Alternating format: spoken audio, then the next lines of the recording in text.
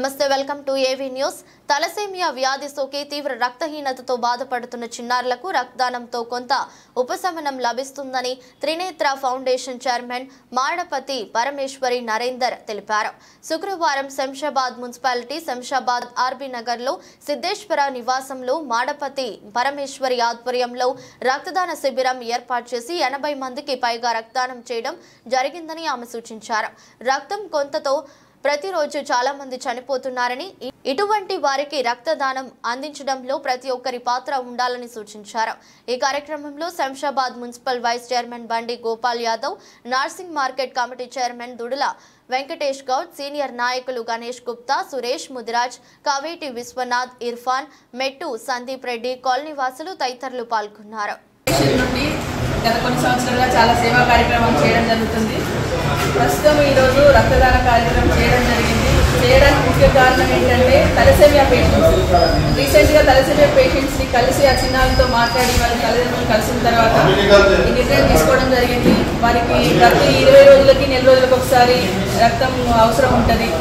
వాళ్ళకి దొరికితే సరే, లేదంటే ఆ గ్రూప్ దొరికితే చాలా ప్రాబ్లం అవుతుంది. దాని గురించి నాకు వీళ్ళకి ఏదైనా చేయాలనే ఉద్దేశంతో ఈ రక్తదాన కార్యక్రమం చేపట్టడం జరిగింది. దీనికి వీళ్ళందరూ సహకరించి బ్లడ్ ఇవ్వడం జరిగింది.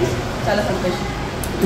రక్తదానం దాదాపు 30 మంది వరకు అయింది. మేము 50 ఎక్స్పెక్ట్ చేసినాం, 30 వరకు అయింది. నెక్స్ట్ ఇంకా చేస్తామని కూడా చాలామంది రాలేకపోయిండ్రు.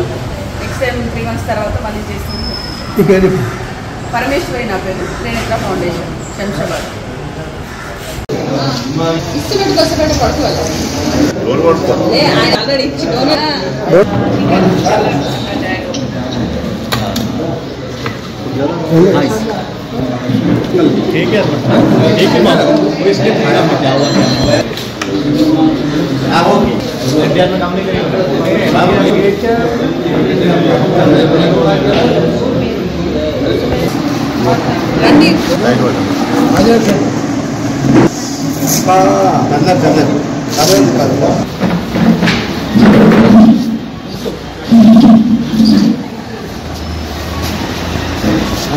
దూరం పోయింది.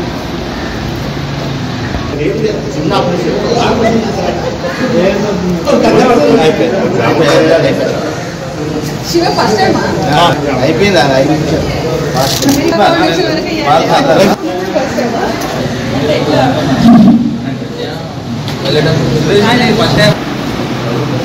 రక్తదానం అయిపోయింది, బంగారు దానం అయిపోయింది, బియ్యం దానం అయింది, ప్లాట్ దానం, రక్తదానం అన్నీ అయిపోయినాయి.